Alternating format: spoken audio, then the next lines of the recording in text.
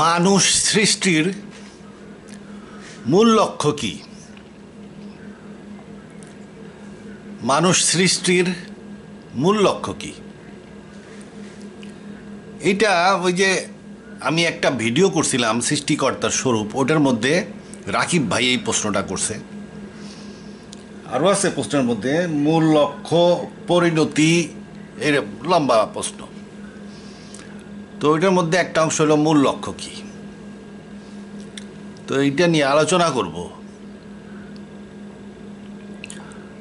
আর একটা প্রশ্ন আছে, একজন বলছে যে বারজাক সম্বন্ধে আলোচনা করতে। বারজাক সম্বন্ধেও আলোচনা করব পরবর্তী ভিডিওতে। তো মানুষ সৃষ্টির মূল লক্ষ্য কি?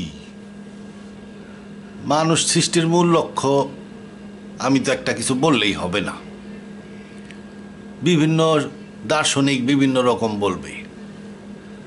তো আমি যেহেতু কোরআন শরীফের তাফসীর করি, তাহলে কোরআন থেকেই বলতে হবে। তো এখন কথা হলো,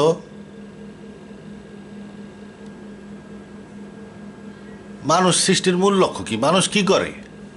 সব মানুষ কি করে? ইন জেনারেল মানুষ কি করে? মানুষ খায়। তাহলে মানুষ সৃষ্টির মূল লক্ষ্য হইল খাওয়া, খাইয়া বাইসে থাকে, বাইসে থাকাই লক্ষ্য। আর কি করে? মানুষের কাম করে, চাকরি বাকরি করে, তাহলে চাকরি করাটাও একটা লক্ষ্য। আর কি করে? ব্যবসা করে, তাহলে ব্যবসা করাও মানুষ সৃষ্টির লক্ষ্য। আর কি করে? বিবাহ করে, বিবাহ করাও একটা লক্ষ্য।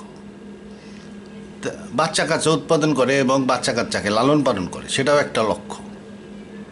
তাহলে অনেকগুলোই লক্ষ্য এখানে পাওয়া যাচ্ছে।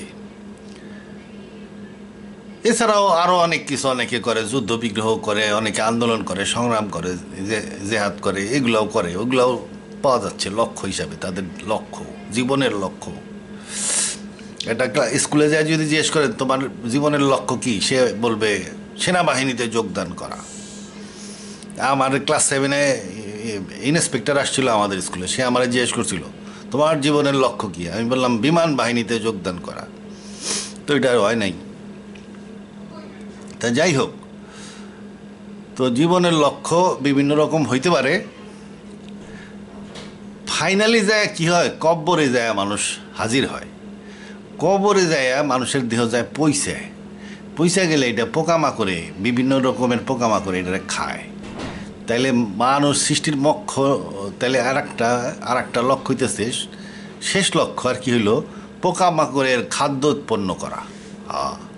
পোকামাকড়ের খাদ্য উৎপন্ন করাও মানুষ সৃষ্টির লক্ষ্য। মানুষ বড় হয়, খায় মোটা তাকড়া হয়, বুড়া হয়, তারপরে মরে গেলে কব্বর দেয়, কব্বরে ওরে পোকামাকড়ে খায়। তাহলে পোকামাকড়ের খাদ্য উৎপন্ন করাও মানুষ সৃষ্টির একটা লক্ষ্য। কিন্তু রাকিব ভাই প্রশ্ন করছে মূল লক্ষ্যটা কি? তো মূল লক্ষ্য এখন পোকামাকড়ের খাদ্য বানানোর জন্য। তো আল্লাহ তো এখানে আমরা যেসব লক্ষ্যে কাজ করতেছি, খাওয়া, তারপরে চাকরি করা, ব্যবসা করা, বিবাহ করা, বাচ্চা লালন পালন করা, এইগুলাতে তো আল্লাহর কোনো কাজে লাগতেছে না। কিছু কাজে লাগতেছে, মানব জাতি টিকে আছে, সে মানব জাতি সৃষ্টি করছে, মানব জাতি টিকে আছে। কিন্তু ফাইনালি আমরা কি করলাম? ফাইনালি আমরা যায় কব্বরে যায় হাজির হইলাম, তারপরে ওখানে যায় আমাদের পোকামাকড়ে খায় ফেললো। তাহলে ফাইনাল উদ্দেশ্য কি কব্বরে পোকামাকড়ে খায় ফেলাই কি ফাইনাল উদ্দেশ্য নাকি? মনে হয় না। তো এখন এটা আমাদের কোরআন থেকে জানতে হবে। এখন কোরআন থেকে কিন্তু আবার টু দ্য পয়েন্টে জানতে হবে। কোরআন জানতে হয়, কোরআন সবসময় পড়তে হবে টু দ্য পয়েন্টে। মনে করি না, একটা উদাহরণ দিই, একটা কবিতা, তাল গাছ এক পায়ে দাঁড়িয়ে সব গাছ ছাড়িয়ে উকি মারে আকাশে। তো এখন এইটাকে একজন মনে করতে পারে একটা লম্বা মেয়ের কাহিনী। সে লম্বা মেয়েটা সবসময় আকাশে উকি মারে, তার মনের ভিতরে খালি দুঃখ, তার পাখা নাই, এই জন্য উঠতে পারতেছে না। তো এখন লম্বা মেয়ে হিসাবে দেখতে পারে। আবার আর একজন দেখবে, আরেকজন হয়তো দেখতে পারে ও এক পায়ে দাঁড়ায় আছে। তা মেয়েরা তো এক পায়ে দাঁড়ায় থাকে না। তাহলে এক পায়ে দাঁড়ায় থাকতো আগেকার দিনের অনেক সাধক মুনি ঋষি। হিমালয় পর্বতে যায় হিন্দু মুনি ঋষিতে মুনি ঋষিরা এক পায়ে খাড়ায় সাধনা করতো, এক পায়ে খাড়ায়। তাহলে মুনি ঋষি হবে। তার তাল গাছের পাতাগুলো দেখতে কেমন ঝাঁকড়া ঝাঁকড়া চুল, মানে বাবরি চুল, জটাধারী চুল। মুনি দাঁড়ায় আছে এক পায়ে, আকাশের দিকে তাকায়। আর সে সৃষ্টিকর্তার সাথে যোগাযোগ করতে চায়, তার পাখা থাকলে সে উড়ে চলে যেত আসমানে, যা স্রষ্টার সাথে যোগাযোগ করে ফেলতো। তাহলে এটা হইতে পারে, মুনি ঋষি দেখতে পারে অনেকে। এই কবিতা, এই তাল গাছ এক পায়ে দাঁড়িয়ে, এর অর্থ আজকে থেকে করতেছে না, এটা স্কুলে পাঠ্য। টিচাররা এটা ওই ব্যাখ্যা করিয়ে যাচ্ছে, এর ব্যাখ্যা শেষ হয় না। কত ছেলে যে এই সারমর্ম পরীক্ষায় লেখছে, কিন্তু 10-এ 10 কেউ পায় নাই, 10-এ 6 পাইলেই খুশি। তাল গাছ এক পায়ে দাঁড়িয়ে কবিতাটির সারমর্ম লিখো, 14 জনের সারমর্ম হবে 14 রকম। তা এখন একজন দেখবে মেয়ে, একজন দেখবে মুনি, একজন দেখবে গাছই দেখবে একজন। তা যাই হোক, একজন কিছুই দেখবে না, অন্য ধরনের চিন্তা ভাবনা নিয়ে এসে হাজির হবে। আচ্ছা, স্কুলের টিচারের ব্যাখ্যা একরকম হবে, কলেজের বাংলা টিচারের ব্যাখ্যা একরকম হবে, ইউনিভার্সিটির বাংলা টিচারের ব্যাখ্যা একরকম হবে। তা যাই হোক, তো এরকম কোরআন শরীফের ব্যাখ্যাও বিভিন্ন রকম হইতে পারে। কারণ আমরা কোরআন থেকে জানবো বিভিন্ন রকম হইতে পারে। তো কোরআন কি কবিতা? আল্লাহ কিন্তু স্পষ্টভাবে বলে দিছে যে এটা কবিতা না, এটা কবিতা না। কবিতায় একটা জিনিস পইরা ওইটার ভাবার্থ অন্যরকম করা যাইতে পারে, ভাবের অনুবাদ করা যেতে পারে, ভাবের সারমর্ম বানানো যেতে পারে, ভাবের ব্যাখ্যাও করা যেতে পারে। কিন্তু কোরআনে আল্লাহ স্পষ্টভাবে বলছে এটা কবিতা না। তবে হ্যাঁ, এটার মধ্যে ছন্দ আছে। এই ছন্দটার মূল কারণ কি আমার কাছে যা মনে হয়, ছন্দটার মূল কারণ যাতে শব্দগুলো হারায় না যায়। ছন্দবদ্ধ থাকলে এই আয়াতগুলার থেকে শব্দ হারায় যাবে না, শব্দগুলো উল্টাপাল্টা হবে না। কুল হু আল্লাহু আহাদ, আল্লাহুস সামাদ, লাম ইয়ালিদ, একটা ছন্দ আছে, একটা আপনি উল্টাপাল্টা করে এই ওয়ার্ডগুলো উল্টাপাল্টা হবে না, কিংবা 2-একটা ওয়ার্ড হারায় যাবে না। এই জন্য এটাকে ছন্দে বাইন্ধে দেওয়া হয়েছে, এটা একটা কারণ। আর একটা কারণ হইতে পারে এটা মুখস্থ করতে সহজ হয়, ছন্দবদ্ধ পংক্তিমালা মুখস্থ করতে সহজ হয়। আর একটা কারণ হইতে পারে কি, এটা বারবার পড়তে ইচ্ছা করে। এই উটের পিঠে করে আরবিয়ান লোক যাচ্ছে, সে ওই যে পড়তেছে। আচ্ছা, তাহলে পড়তে ইচ্ছা করে, বারংবার পড়তে ইচ্ছা করে। তাইলে এই যে সূরা ফাতিহা সারা দিন সারা পড়তেই আছি, কিন্তু এটা পুরানো হয় না, কারণ এটা ছন্দবদ্ধ সুন্দর। তা এখন এইসব কারণে এটার ছন্দ আছে, কবিতার মতন দেখতে, কিন্তু এটা কবিতা না। এটা আল্লাহ স্পষ্ট হয়ে বলছে এটা কবিতা না। আপনি একটা জিনিস বললো আর একটা জিনিস বুঝলাম, তা হবে না। আপনি বলল যে এই বই মুত্তাকিনের জন্য, আপনি বললেন মুত্তাকিনের সব ডিকশনারি বাইর করলেন, বাইর করে দেখলেন মুত্তাকিনের মানে হলো পাহারাদার। তো এই বইয়ে কোনো সন্দেহ নাই, ইহা উপদেশ দেয় তাহাদেরকে যাহারা পাহারাদার, তারা নামাজ পড়ে, রোজা রাখে, যাকাত দেয়, এইসব। এখন এই যে পাহারাদার, এখন এইটার আপনার ব্যাখ্যা করা শুরু করলেন যে পাহারাদার, তাহলে এটা কি পাহারাদার? পাহারাদারকে উপদেশ দেয়, আমরা তো পাহারাদার না, আমরা এখন কি আমাদের বই না, এরকম কথা কেন কোরআনে? পাহারাদারদের বই, এই পাহারাদারটা কি? ও হুজুরে এখন ব্যাখ্যা করা শুরু করলো। হুজুর করলো এরা পাহারা দেয় নিজেকে, গুনার থেকে নিজেকে পাহারা দেয়, তার মানে পরেশগার। তারপর ওইখানে অনুবাদে লিখে দিল এই বইয়ে কোনোই সন্দেহ নাই, ইহা উপদেশ দেয় পরেশগারদেরকে। আবার আর একজন লিখলো যে পরেশগারও অনেকে লেখে পাহারাদার, তাহলে পাহারা দেয় কি? গুনাকে পাহারা দেয়, যেন গুনার কাজ যেন সে না করে। তাহলে যেহেতু সে গুনাকে পাহারা দেয়, গুনার কাজের মধ্যে যায় না, সেহেতু সেই খোদাভীরু, তাহলে এটার অর্থ করা হয় খোদাভীরু। এখন অনুবাদে যা দেখলেন কি, এই কিতাবে কোনোই সন্দেহ নাই ইহা উপদেশ দেয় খোদাভীরুদেরকে, অথবা এই কিতাবে কোনোই সন্দেহ নাই ইহা উপদেশ দেয় পরেশগারদেরকে। কিন্তু আসলে আল্লাহ কি লিখছিল? আল্লাহ লিখছিল ইহা উপদেশ দেয় পাহারাদারদেরকে। পাহারাদার লেখছে, পাহারাদারই আপনার বুঝতে হবে। যদি পাহারাদার ছাড়া অন্য জিনিস বুঝেন, তাহলে পুরা কোরআনের 3 ভাগের 1 ভাগ আপনি ভুল বুঝবেন। কারণ এই পাহারাদার মানে গার্ডস এটা কী করে? বাড়ির পাহারাদার না, এরা বড়সড় পাহারাদার। এই মনে করেন IRGC মানে কি, ইসলামিক রেভলিউশনারি, বিপ্লবী। গার্ডস মানে পাহারাদার, কোর মানে দল, পাহারাদারের দল। বিপ্লবী রেভলিউশনারি গার্ড কোর, মানে বিপ্লবী পাহারাদারের দল, ইসলামী বিপ্লবী পাহারাদারের দল। এটা হলো IRGC। এরা কি করে? এরা ওই যে সিরিয়ায় যুদ্ধ করতেছে, লেবাননে যুদ্ধ করে, ইসলামকে পাহারা দেয়। এরা ইয়ের পাহারাদার, কি কর নাম, উম্মার পাহারাদার, উম্মাকে পাহারা দেয়। উম্মাকে যদি কেউ আক্রমণ করে, এই মনে করেন আমেরিকা আক্রমণ করছে, উম্মার পাহারাদার তারা, উম্মার পাহারাদার হিসাবে তারা ইরাকে যায় যুদ্ধ করছে, সিরিয়াতে যায় যুদ্ধ করছে, লেবাননে ইসরায়েলের বিরুদ্ধে যুদ্ধ করছে, সব জায়গায় এরা যুদ্ধের তালে আছে। তাহলে এই যে পাহারাদার, এরা উম্মার পাহারাদার। তাহলে এই যে পাহারাদারকে আপনি পাহারাদারই বুঝবেন। তখন বুঝবেন যখন দেখলেন যে এই কিতাবে কোনোই সন্দেহ নাই, ইহাকে উপদেশ দেয় তাহাদেরকে যাহারা পাহারাদার। এরপরে দেখবেন খালি যুদ্ধের আয়াত, 9 নম্বর সূরা পর্যন্ত খালি যুদ্ধের আয়াত। তখন আপনি এই যুদ্ধের আয়াতগুলো পটাপট বুঝে যাবেন। তখন বুঝবেন যে এই তো পাহারাদারের বই, গার্ডদের বই, এই উম্মার প্রহরীদের বই। অতএব এর মধ্যে তো যুদ্ধের আয়াত থাকবই, খালি যুদ্ধ আর যুদ্ধ আর যুদ্ধ আর যুদ্ধ। 9 নম্বর সূরা পর্যন্ত যুদ্ধ শেষ, পাহারাদারের বই শেষ। এটাতে ফুরকানও বলা হয়। 3 থেকে 9 হইল ফুরকান, লেখা আছে 3 নম্বর সূরার শুরুতেই লেখা আছে। এখান থেকে শুরু হইল ফুরকান, কোন পর্যন্ত? হুদাল্লিন নাস পর্যন্ত। তাহলে হুদাল্লিন নাস কোথায়? 10-এ যায় দেখবেন হুদাল্লিন নাসের শুরু। মানব জাতি অবাক যে তাদের কাছে ফেরেশতা আসছে, মানব জাতি নাস। তাহলে 10 থেকে হুদাল্লিন নাস, 2য় খণ্ড শুরু কোরআনের। 31 নম্বর যায় সূরায় যায় দেখবেন যে 3য় খণ্ড শুরু, হুদাল্লিল মুহসিনিন, যারা ভালো কাজ করে, মানে হলো সাধারণ মুসলমানের দল। তাইলে আপনি যেটা বুঝাইছে কোরআন, যেটা এক্স্যাক্টলি সেইটাই বুঝতে হবে। এই যে আমার একটা ভিডিও শুনে দেখি একজন হাসতেছে, হি হি করে একটা হাসি দিল। এই যে মনে করেন মানুষ কি দিয়ে সৃষ্টি হয়েছে, হুজুরে এখন সালসালিন আয়াতটা দেখাই। এই যে আয়াতটা,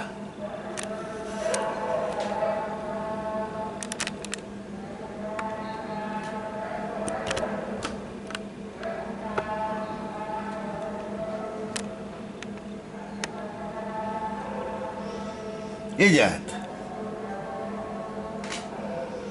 এখানে দেখেন মানুষ কি দিয়ে সৃষ্টি হয়েছে, 3-4টা আয়াতে বলা হয়েছে, একই কথাই বলা হয়েছে, সালসালিন। এই সালসালিনের অর্থ হুজুরে করছে, মানুষে করছে আর কি, সব মানুষই করছে, সাউন্ডিং ক্লে। সালসালিন মানে সলসল করতেছে আর কি, সাউন্ডিং ক্লে। মিন ফ্রম হামাইন, ব্ল্যাক মাট, কালো মাটি, হামাইন।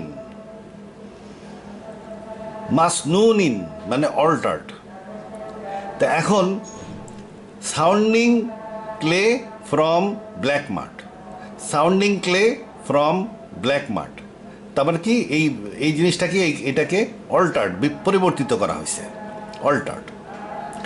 এখন এইটা সালসালিন, সালসালিনের মানে কি? সালসালিন আরবিতে প্রত্যেক শব্দের এই রুট হইল ট্রাইল্যাটারাল রুট থাকে, এটা হলো ট্রাইল্যাটারাল রুট হইল এটার সালসা, সালসা, সালসা লিন, লিন এটা ছন্দ মিলানের জন্য করছে, সালসা লিন মিন হামাইন মাসনুন। সালসা অরিজিনাল ট্রাইল্যাটারাল রুট হইল সালসা। এই সালসা যদি আপনি ট্রান্সলেট করেন তাহলে সালসা সস, সালসা মানে সস। তাহলে আল্লাহ বলতেছে সস, আর আমরা লিখছি এখানে কি সাউন্ডিং ক্লে। এই লেখাটা ভুল হয়েছে, এটা লিখতে হবে মানুষ তৈরি করছে সস থেকে, সালসালিন সস। সসটা কেমন? কালো মাটির সস। এখন কালো মাটিও ঠিক কালো মাটি না, এই হামাইন মানে হলো ফিভার। হামাইন যদি দেখেন ট্রান্সলেশনে, এই যে হামাইন ফিভার, হামাইন মানে হলো ফিভার, ফিভার তাপ, তাপ তাপ উৎপন্নকারী মাটি, তাপ উৎপন্ন করি। হামাইন মানে তাপ উৎপন্ন করি কোনো কিছু একটা হবে। তার মানে কি, এটা ব্ল্যাক মাড হিসাবে ট্রান্সলেশন করছে, মনে হয় ওরা ওইভাবে ব্যবহার করে। তা এইটা মোটামুটি ধরে নেওয়া যায়। তা এইটা হইলো কি, আমরা দেখতেছি সস অফ ব্ল্যাক মাড। সস অফ ব্ল্যাক মাড কি? তাহলে আমরা জানি যে যদি সস ধরি তাহলে ধরে নিতে হবে এটা মানুষ মূলত কিসের সৃষ্টি? মানুষ অ্যামাইনো অ্যাসিডের তৈরি, অ্যামাইনো অ্যাসিড। অ্যামাইনো অ্যাসিড হলো একটা কার্বন, এই যে ব্ল্যাক মার্ক যেটা বলছে এটা আসলে কার্বন বেসড একটা পদার্থ, কার্বন বেসড পদার্থ, কালো মাটির বেসড একটা পদার্থ। সেটা হলো একটা সস। এই এই ইয়া এই এইটা বাজারে কিনতে পাওয়া যায়। ওই যে অ্যামাইনো অ্যাসিড বোতলে কইরা বাজারে কিনতে পাওয়া যায়, অনেকে খায়। তাই এই অ্যামাইনো অ্যাসিড দিয়ে এটা কীরকম অল্টার্ড, মানে 20 রকমের মানুষের শরীরের কোষে 20 রকমের অ্যামাইনো অ্যাসিড আছে। মানুষের শরীরের প্রত্যেক কোষে 20 রকমের অ্যামাইনো অ্যাসিড আছে। এই 20 রকমের অ্যামাইনো অ্যাসিড ডিএনএর যে আরএনএগুলো এরা যায় এটাকে বিভিন্নভাবে সাজায় বিভিন্ন রকমের প্রোটিন তৈরি করে। 20 রকমের অ্যামাইনো অ্যাসিড দিয়ে প্রায় 100 রকমের প্রোটিন তৈরি করে। কোনো হাড়ের প্রোটিন, চুলের প্রোটিন, চোখের প্রোটিন, দাঁতের প্রোটিন, মাংসের প্রোটিন, সমস্ত রকমের প্রোটিন তৈরি করে এই দিয়া অ্যামাইনো অ্যাসিড দিয়ে। একই অ্যামাইনো অ্যাসিড 20 রকমের অ্যামাইনো অ্যাসিড বিভিন্ন রকম সাজায় 100 রকমের প্রোটিন তৈরি করে। তাইলে সস যদি লেখা থাকতো তাইলে আমার আর ঝামেলা ছিল না। আমি ভালো মতন আরবি বুঝি না, আমি তফসির করার সময় সস, কালো মাটির সস, আমি পট করে বুঝে যেতাম যে এটা amino acid, carbon based altered, মানে মানুষের শরীরে 20 রকমের অ্যামাইনো অ্যাসিড আছে সেটার কথা বলতেছে। কিন্তু এখানে আপনি সালসালিনকে সাউন্ডিং ক্লে কোত্থেকে আনছে, এর কোনো ডিকশনারি রুট নাই, এটা রুট নাই। তো এইরকম কোরআন শরীফকে বুঝতে হয় টু দ্য পয়েন্টে বুঝতে হবে। আল্লাহ যেটা বলছে ওইটাই বুঝতে হবে। তো আল্লাহ যেটা বলছে ওইটাই যদি আমরা বুঝি তাইলে মানুষ সৃষ্টির উদ্দেশ্য সহজ। আল্লাহ কি বলছে? কব্বরে পচার জন্য মানুষ সৃষ্টি করছে, কব্বরে পচলাম আর পোকায় খায় ফেলাই দিলাম। আমাদের তো একটা বুদ্ধি থাকা উচিত যে কব্বরে যদি এই যে মানুষ, তো খালি মানুষ, এই পৃথিবীটা 100 রকমের প্রায় 93-94 রকমের মৌলিক পদার্থ, প্রত্যেকের এত সমন্বিত যে ধর্ম আছে, এই সমন্বিত ধর্মের মাধ্যমে এরা লক্ষ লক্ষ রকমের পদার্থ সৃষ্টি করে। সেই পদার্থের কারণে আমরা বেঁচে আছি। আমাদের শরীর বিভিন্ন রকমের পদার্থের তৈরি, গাছপালা এত কিছু সৃষ্টি হয়েছে।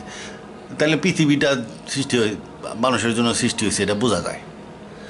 কিন্তু আর কি সৃষ্টি হয়েছে? সূর্য, আপনি যদি দেখেন সূর্য পারফেক্ট দূরত্বে, চাঁদ পারফেক্ট দূরত্বে, পুরা সৌরজগৎ, এই যে বৃহস্পতি উল্কাগুলাকে টাইনে টাইনে নিয়ে যায় যাতে পৃথিবীতে প্রেশার না পড়ে। এটা একটা স্পেস ক্লিনার হিসাবে কাজ করে। বাকি 9টা গ্রহ এই সৌরজগতের মধ্যে একটা ব্যালেন্স ক্রিয়েট করছে যাতে পৃথিবী উল্টাপাল্টা না চলে। তাহলে সৌরজগৎও মানুষের জন্য তৈরি। তার পুরো মিল্কি ওয়ে গ্যালাক্সি মানুষের জন্য তৈরি। আপনি যদি মিল্কি ওয়ে গ্যালাক্সির প্যাটার্ন দেখেন, দেখবেন যে এইটা বাহুর মধ্যে সৌরজগতের অবস্থান না, সৌরজগৎটাকে একটু সরাই না সুন্দরভাবে প্লেস করা হয়েছে। দুনিয়ার আসমানকে নিকটবর্তী আসমান বলা হয়। এটা একটা স্পারের মধ্যে সৌরজগতের অবস্থান। তাহলে মিল্কি ওয়ে গ্যালাক্সিটাও মানুষের জন্যই।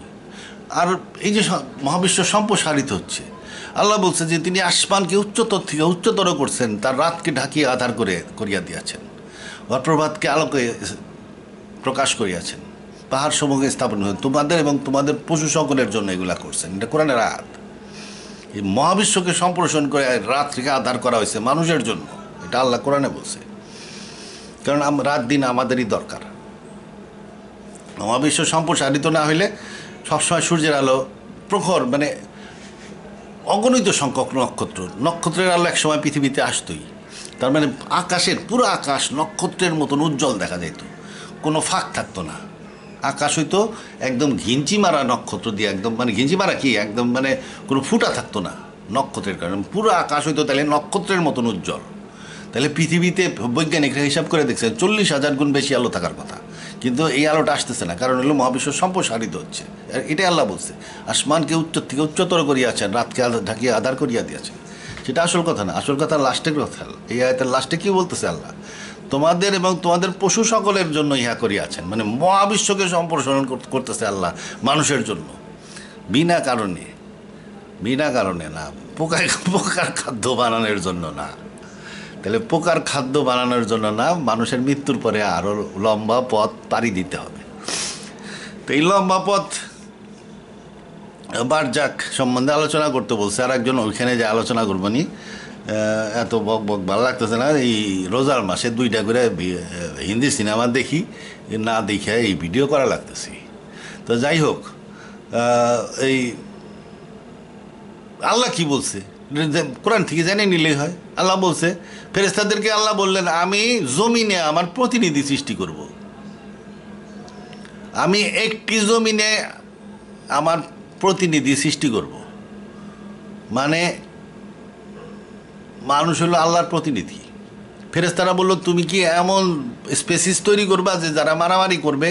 মানে আদমের সমস্ত বাচ্চা কাচ্চা এই প্রতিনিধি, প্রতিনিধির বাচ্চা তো প্রতিনিধি হবে, তাহলে আমরা সবাই আল্লাহর প্রতিনিধি।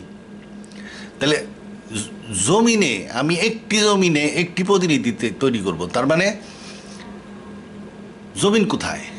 এই মিল্কি ওয়ে গ্যালাক্সি, এটা একটা জমিন। অ্যান্ড্রোমিডা গ্যালাক্সি আর একটা জমিন, M38 আর একটা জমিন। এই গ্যালাক্সিগুলোই জমিন। এখন বলতে পারেন যে হ্যাঁ, মিল্কি ওয়ে গ্যালাক্সিতেই তো অনেক জমিন আছে, মানে সৌরজগতেই তো 8-9টা জমিন আছে। কিন্তু সৌরজগৎকে ধরলে হবে না, কারণ হইল আল্লাহ বলছে যে তাদের কোনো সাহায্যকারী নাই। একটা মানুষ যদি দোজকে আসে, সে যদি পৃথিবীতে থাকে, আর একজন যদি মঙ্গল গ্রহে থাকে, দোজকের মানুষরা শক্তিশালী হবে এবং অনন্তকাল বাঁচবে। একদিন দেখা যাবে ওই মঙ্গল গ্রহেরটা পৃথিবীতে এসে হাজির হয়েছে রকেট বানায়। এই জন্য দেওয়া হবে এক গ্যালাক্সির থেকে গ্যালাক্সি। 170 বিলিয়ন গ্যালাক্সি আবিষ্কৃত হয়েছে। মানুষও 170 বিলিয়ন মানুষ হয়তো, কিংবা তার একটু কম, এই মহাবিশ্বে দেওয়া হবে। প্রত্যেক গ্যালাক্সির জন্য একটা করে মানুষ আছে। তাহলে মানুষকে দেওয়া হবে, বিতরণ করা হবে এই গ্যালাক্সিগুলাতে। আল্লাহ বলতেছে, আমি নিদর্শন দেই, আমি দেখাই তারার মাওয়াকিন নুজুমি, তারার বাড়ি সমূহ। তারার বাড়ি মানে কি? যেখানে তারা থাকে। তারা কোথায় থাকে? তারা গ্যালাক্সিগুলাতে থাকে। একটা গ্যালাক্সিতে হাজার হাজার কোটি নক্ষত্র সিস্টেমের মধ্যে আবদ্ধ থাকে। তাহলে তারার বাড়ি মানে গ্যালাক্সি।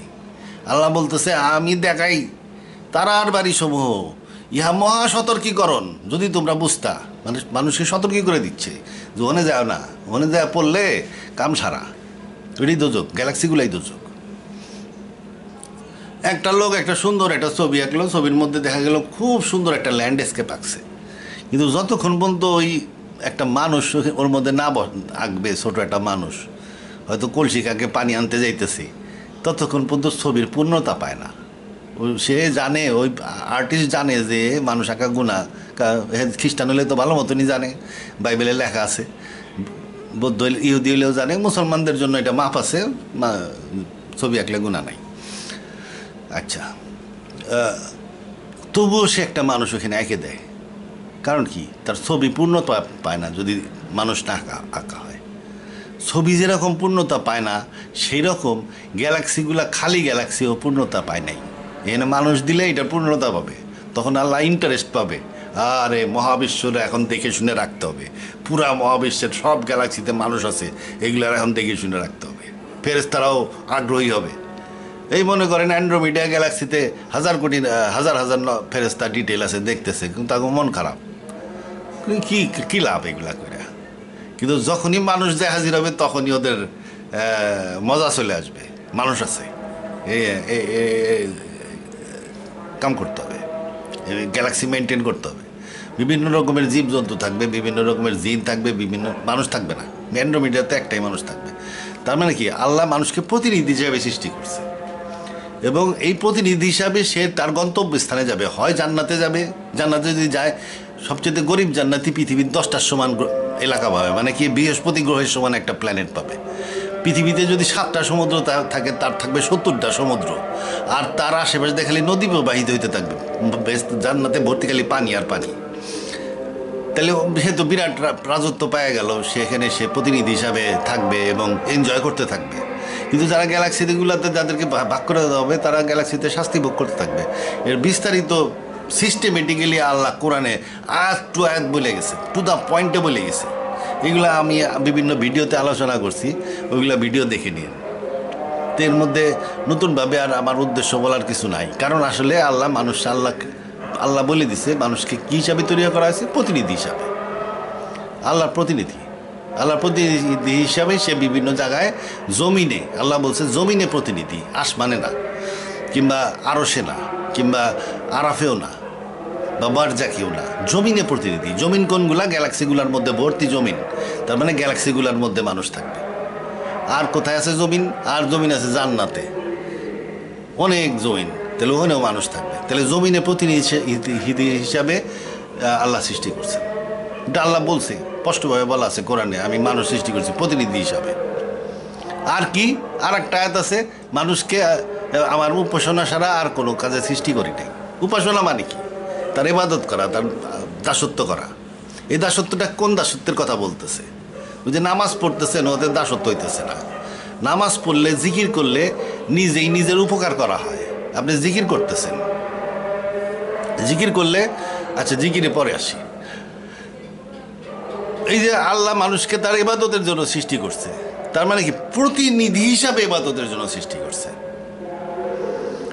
মানুষের দায়িত্ব কি? প্রতিনিধি। তাহলে প্রতিনিধিটার কাজ কি? আল্লাহর ইবাদত করা। প্রতিনিধি হিসাবে আল্লাহর ইবাদত করাই হইতেছে তার কাজ। প্রতিনিধি হিসাবে ইবাদত করবে কখন? যখন সে গ্যালাক্সিতে যাবে, ওখানে যায় প্রতিনিধি হিসাবে কাজ করবে, কাজ করতে বাধ্য হবে। বিভিন্ন রকমের জিন, বিভিন্ন রকমের প্রাণী থাকবে, তাদের জন্য বিভিন্ন রকম বড় বড় কাজ করবে। ফেরেশতারা এসে তারা জিজ্ঞেস করবে যে আপনার গ্যালাক্সিতে এইটা করব, আপনার কি অনুমতি আছে নাকি, কিংবা কিভাবে কি করব, আল্লাহ তো পাঠাইছে। ও বুদ্ধি শুদ্ধি দেওয়া লাগবে, কারণ আল্লাহ মানুষকে বুদ্ধিমান করে তৈরি করছে। জান্নাতেও তাই, মুখের অর্ডার দেওয়ার সাথে সাথে নদী সরে যাবে। তার মানে কি? ওখানে মানুষ প্রতিনিধি হিসাবে কাজ করবে, এবং ওই যে কাজগুলা করবে সেই কাজগুলাই আল্লাহর দাসত্ব। পৃথিবীতে আমরা কি করি? তাহলে পৃথিবীতে আমরা কি করি? পৃথিবীতে আমরা প্রতিনিধি, আল্লাহর প্রতিনিধি ঠিকই, কিন্তু দায়িত্বপ্রাপ্ত না। পৃথিবীতে আমি আল্লাহর প্রতিনিধি, কিন্তু দায়িত্বপ্রাপ্ত প্রতিনিধি না। এখানে পরীক্ষা চলতেছে। মনে করেন একটা লোক বিসিএস দিবে, এখন বিসিএস এর পরীক্ষা দিতেছে, কিংবা সে জনপ্রশাসন কেন্দ্রে ওখানে একাডেমি আছে, ওখানে যায় পড়াশোনা করতেছে। সে কী হবে? ট্রেনিং শেষ হওয়ার পরে ম্যাজিস্ট্রেট হবে। যখন সে ম্যাজিস্ট্রেট হবে, তখন তার অনেক ক্ষমতা হবে, ম্যাজিস্ট্রেট সাহেবের ক্ষমতা হবে, ম্যাজিস্ট্রিয়াল পাওয়ার পাওয়া যাবে। কিন্তু যতদিন সে একাডেমিতে আছে, ততদিন কিন্তু তার কোনো ক্ষমতা নাই। সে ডাইনে দমক খায়, বায়ে দমক খায়, একটু পড়াশোনা গোলমাল হয়ে গেলে মাস্টারে দম খায়, তার কোনো ক্ষমতাই ওখানে নাই। ক্ষমতা হইল কি? পাশ করে বেরিয়ে যাওয়ার পরে তার ক্ষমতা শুরু, ম্যাজিস্ট্রেট হিসাবে দায়িত্ব পাওয়া হলো, তখন সে গভর্নমেন্টের প্রতিনিধি হয়ে গেল। গভর্নমেন্টের প্রতিনিধি একসময় টিএনও হয়ে হিসাবে আইসা সবার উপর দিয়ে ছড়ি ঘুরাইতে থাকবে, কারণ সে গভর্নমেন্টের প্রতিনিধি। কিন্তু ওই যে ট্রেনিং বা স্কুল কলেজে পড়ছে, তারপরে ফাইনালি যায় যে জনপ্রশাসন বিসিএসে পাশ করছে, জনপ্রশাসন কেন্দ্রে যায় যে ট্রেনিং নিছে, ওই সময় সে বলতে পারেন সে ম্যাজিস্ট্রেট হবে। যদি ভবিষ্যৎ জানেন, সে হয়তো আপনি বলতে পারেন যে হ্যাঁ, এই লোকটা একদিন সরকারের প্রতিনিধি বা ম্যাজিস্ট্রেট হবে। কিন্তু যতদিন পর্যন্ত সে ট্রেনিংয়ে আছে বা শিক্ষার মধ্যে আছে, যতদিন পর্যন্ত তার ক্ষমতা নাই, সে দায়িত্বপ্রাপ্ত না, সে উপজেলা পায় নেই হাতে। সেরকম পৃথিবীতে মানুষ পরীক্ষার মধ্যে আছে, পরীক্ষা অবস্থায় তার কোনো ক্ষমতা নাই। এখন এই পরীক্ষার সময়ে তার কোনো ক্ষমতা নেই, অতএব সে প্রতিনিধি হিসাবে তার কি হচ্ছে? পরীক্ষা চলতেছে যে সে কোন জায়গায় তাকে পোস্টিংটা দেওয়া হবে, পার্বত্য চট্টগ্রামে দেওয়া হবে নাকি ঢাকা শহরে দেওয়া হবে, এই পরীক্ষাটা চলতেছে। রেজাল্ট ভালো হইলে ঢাকা শহরে পোস্টিং পাবে, আর যদি রেজাল্ট খারাপ হয়, লবগন্ডা টাইপ পার্বত্য চট্টগ্রাম তো ক্রুশিয়াল জায়গা, মনে করেন কুড়িগ্রামে দিয়ে দেওয়া হবে। তাহলে কুড়িগ্রামে দেওয়া হবে যদি নাকি অবগঙ্গা টাইপের একটা রেজাল্ট করে, আর যদি ভালো রেজাল্ট করে তাহলে দেখা গেল সে রাজশাহী, ঢাকা এইসব জায়গায় ভালো ভালো জায়গায় পোস্টিং পাইতেছে। তো সেই রকম পৃথিবী হলো পরীক্ষার জায়গা। যেখানে ভালো করবে সে পোস্টিং পাবে বেহেশতে, ওখানে আল্লাহর প্রতিনিধি হিসেবে পোস্টিং পাবে, এবং বেহেশতে যে পোস্টিং পাবে সে চিরদিন বেহেশতেই থাকবে।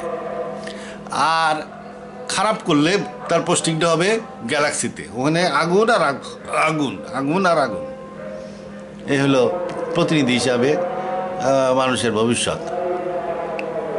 কোরআনে তাহলে আমরা দুইটা জিনিস জানলাম, একটা হলো মানুষ আল্লাহর প্রতিনিধি, কিন্তু পৃথিবীতে প্রতিনিধি হিসাবে কোনো নমুনা দেখতেছি না।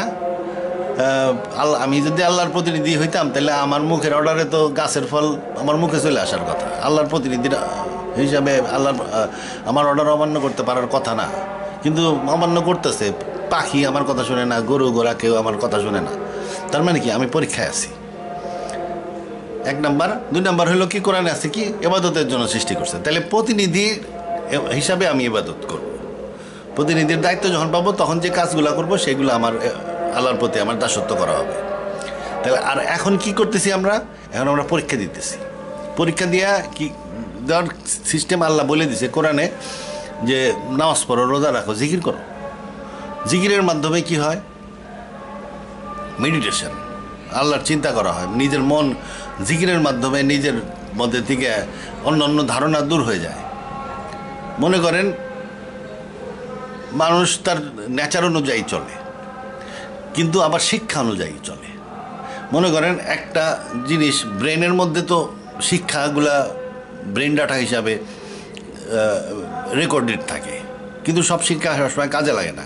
কিন্তু আমি যদি মনে করেন একটা শিক্ষা লা ইলাহা ইল্লাল্লাহ, লা ইলাহা ইল্লাল্লাহ, লা ইলাহা ইল্লাল্লাহ সবসময় বলতেছি, তাহলে এইটা কি হচ্ছে? এই ডাটাটা ব্রেনের মধ্যে শক্তিশালী ডাটা হিসাবে রেকর্ডেড হচ্ছে। বারবার বলতেছি এই জন্য। কিংবা সুবহানাল্লাহ সুবহানাল্লাহ সুবহানাল্লাহ, মানে সব কিছুই আল্লাহর জন্য করতে হবে। সুবহানাল্লাহ, আলহামদুলিল্লাহ, সমস্ত প্রশংসা আল্লাহর। এই ডাটাগুলো আমার ব্রেনের মধ্যে ভালো মতন রেকর্ড হচ্ছে, যার ফলে কি এটা আমার গাইডিং ডাটা হয়ে যাবে। আমার সমস্ত থট প্রসেসে সে এই গাইডিং ডাটাগুলো কন্ট্রোল করতে থাকবে, যার ফলে আমি ভালো কাজ করতে থাকবো। আমার নিজেকে প্রোগ্রামিং করা হয়, সেলফ প্রোগ্রামিং। এই জিকিরের মাধ্যমে বা নামাজের মাধ্যমে সেলফ প্রোগ্রামিং করতেছি, যাতে নাকি আমি দুনিয়াতে ভালো থাকি। দুনিয়াতে ভালো থাকলে কি হবে? এই ইমান যদি ঠিক থাকে, ইমানকে শক্তিশালী হবে আমার বারবার জিকিরের মাধ্যমে। মরার সময়ও আমার মন থেকে আল্লাহর নামই বেরোবে। এই যে আমি একদিন হঠাৎ করে দেখি কি একটা জিনিস পড়তেছে আর বাঁচার উপায় নেই, খুব দ্রুত মাথার মধ্যে আসলো যে এইটা পড়লে আমার হাঁটুর থেকে হাত পা ভেঙে যাচ্ছে। আমি একদম শিওর হাঁটুর থেকে পা এখন ভেঙে যাবে। ওই মুহূর্তে আমার মুখ দিয়ে একটা চিল্লানি আসলো অটোমেটিক। এগুলো হলো রিফ্লেক্স সেকশনে হয়েছে। রিফ্লেক্স সেকশনে আল্লাহ বেরিয়েছে। কারণ কি? আমি আল্লাহ করি সবসময়, এই জন্য আমার মুখ থেকে রিফ্লেক্স সেকশনে কি হচ্ছে? আল্লাহ। আচ্ছা, রিফ্লেক্স সেকশনে আল্লাহ বেরোয়েছে, সাথে সাথে এই করে পড়তেছে। আমি জানি ওখান থেকে পা বের করে নেওয়া সম্ভব না, পাটা হাঁটুর থেকে ভাঙবে। রিফ্লেক্স সেকশনে আল্লাহ বেরোয় আসলো এবং আশ্চর্যজনকভাবে ওই জায়গায় জিনিসটা থামে গেল এবং আমি পাটা বের করে নিয়ে আসলাম। তো যাই হোক, তাইলে এই যে রিফ্লেক্স সেকশনে আল্লাহ বেরোতে গেলে আপনার আল্লাহ জিকির করতে হবে। আপনি যখন মৃত্যুর সময় যখন আজরাইল এসে ধরবে, আল্লাহর নামটা তো বেরোবে। তখন আপনি যদি আল্লাহর নাম বলেন, ওই ফেরেশতা অত্যন্ত ভয় পেয়ে যাবে যে সাবধান, এ আল্লাহর নাম কইতেছে। আচ্ছা, কারণ সে জানে যে এ আদমের বাচ্চা। আল্লাহ বলার সাথে সাথে আল্লাহ তার কাছে হাজির হয়, উপস্থিত থাকে। ফেরেশতা জানে, আল্লাহর সেও দেখে না, ফেরেশতারাও আল্লাহ দেখে না। আপনি কোরআন পড়ে দেখেন, আরশবাহী ফেরেশতারা বিশ্বাস করে আল্লাহর উপরে। কারণ বিশ্বাস করার প্রয়োজন হয় কেন? সে আল্লাহরে দেখে নাই। তো ও জানে যে আল্লাহ করতেছে, আদম সন্তান এ গুনাহ করলে মাফ হয়ে যাবে এবং ওই আল্লাহ হাজির আছে তার কাছে। ওই সময় সে সাবধান হয়ে যাবে। আপনি ফেরেশতা হয়তো দেখে ফেলছেন, আপনার পরীক্ষা শেষ, কিন্তু মুখ থেকে আল্লাহ বেরোনোর কারণে আপনার জান কবজ সহজ হবে।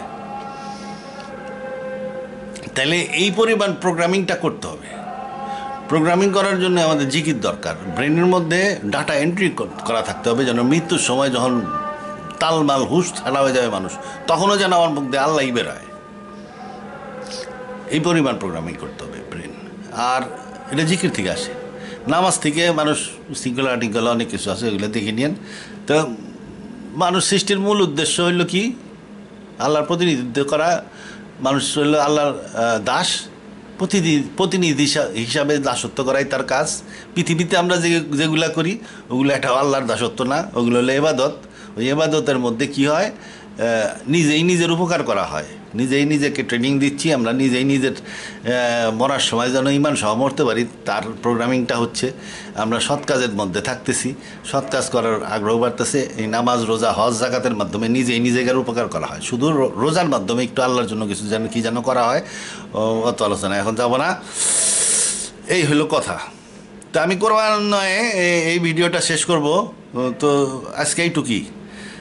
বেশি লম্বা কথা বললে কাজ হয় না, নানান রকমের প্রশ্ন থাকে। তা এই ভিডিও তাহলে আমি খণ্ড আকারে করবো নি।